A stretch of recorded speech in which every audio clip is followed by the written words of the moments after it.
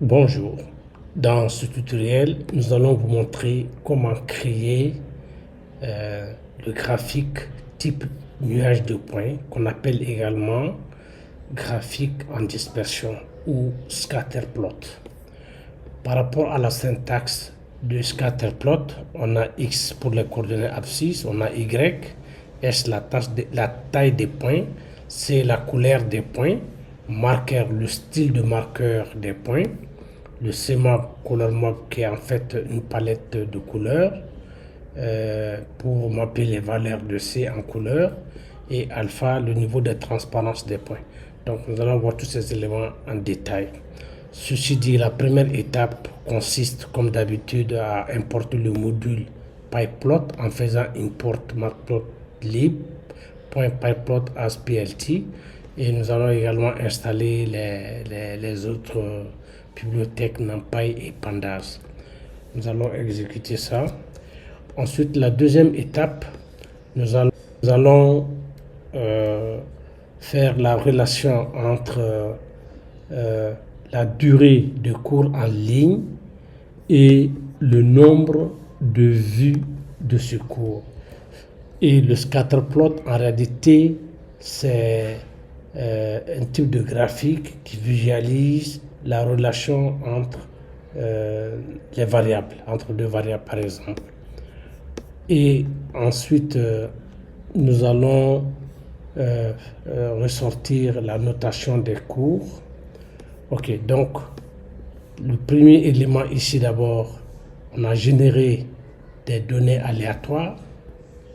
Et donc le nombre de cours 50, on va générer des données aléatoires ici, surtout la durée des cours.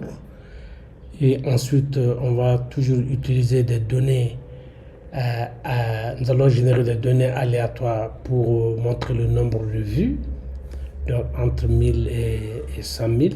Donc par rapport à la durée, c'est entre 30 et 300. Et maintenant, le dernier élément des données qu'on va générer, toujours des données aléatoires, c'est par rapport au rating, c'est-à-dire que la notation de ces cours par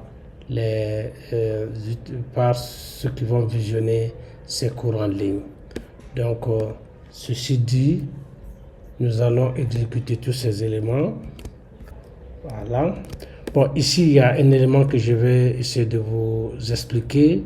NP Random Seed 42, c'est pour pouvoir reproduire les mêmes données aléatoires.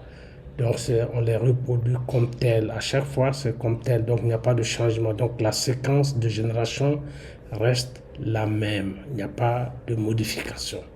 Donc, nous allons afficher ce qu'on a généré de manière aléatoire. Donc, on a les données sur la durée des cours. Ensuite, le nombre de vues. Voilà. Et le rating, c'est-à-dire la notation. Voilà, donc tous ces éléments sont là. Maintenant, en la troisième étape, maintenant nous allons essayer de créer notre graphique nuage de points scatterplot. Et comme d'habitude, on va commencer par créer la dimension du graphique en XY. Donc les éléments sont là, j'ai pris 500, en fait 5 fois 3, donc ça montre ça ici. Et maintenant, je vais essayer d'afficher mon scatterplot. Ok, donc je fais PLT scatter, je commence par X, c'est-à-dire la durée de cours, donc l'axe des abscisses. Ensuite, le nombre de vues en Y, c'est-à-dire au niveau des ordonnées. Et ensuite, la couleur. Ok, ensuite la forme des points. Donc je peux mettre ainsi, je vais avoir un carré, les points en carré. Je pouvais changer également si je vais les avoir en circulaire. Et ensuite la couleur du CMap qui est là, le color map. Et maintenant alpha porte sur le degré de transparence des points. Donc je vais essayer d'exécuter, on va voir ce que ça donne. Okay. Donc voilà ici, donc le graphique est généré. Maintenant, vous allez voir que le CMAP qui est là, il y a, on peut changer. Si je mettais par exemple plasma, vous allez voir que ça va changer. Donc, vous voyez, la couleur a changé. Maintenant, si je vais prendre une autre couleur, je vais essayer de cliquer ici. Donc, je vais sur le site de Matplotlib. Donc, j'ai pris plasma. Mais je vais essayer de prendre magma pour voir ce que ça donne. Donc, au lieu de plasma, ici, je vais mettre magma. Magma. Ok. Ça a changé.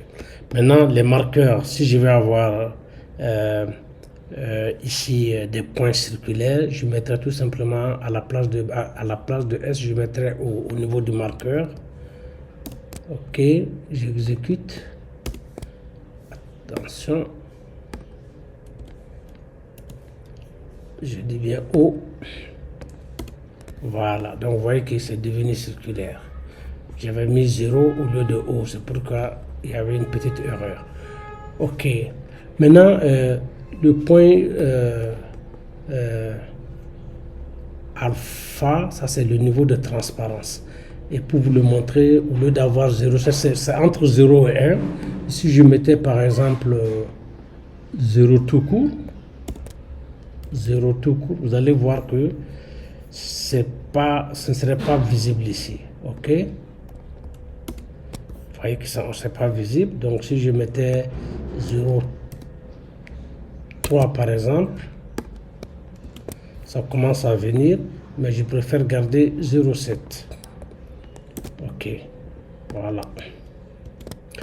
Donc maintenant, qu'est-ce qui reste maintenant?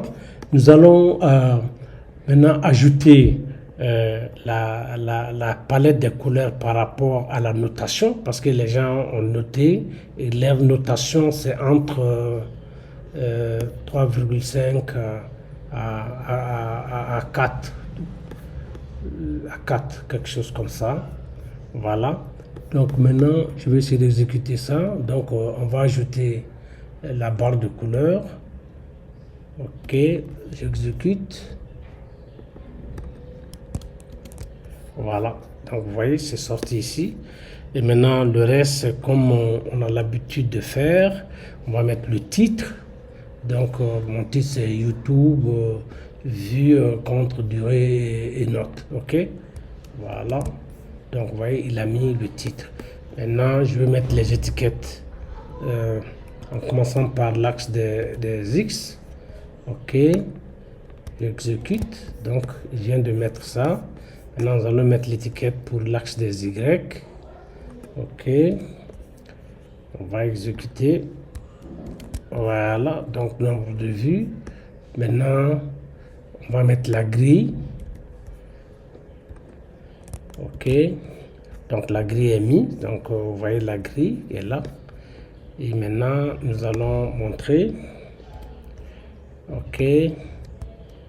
Afficher du moins notre graphique comme ici. Voilà, le graphique est là, mais j'aurais bien voulu l'agrandir. Je vais mettre 10 ici au niveau de PLT figure. Donc je vais mettre 6 ici. Vous allez pouvoir agrandir le graphique. OK, voilà, donc il est là comme vous le voyez ici. Il est bien affiché. OK, donc on a tous les éléments, on a la durée de cours, on a les cotations ici, les notations, ensuite on a le titre et on a l'étiquette de l'axe des Y. Ok, si vous avez aimé, je vous demande de liker et de vous abonner à ma chaîne et je vous remercie.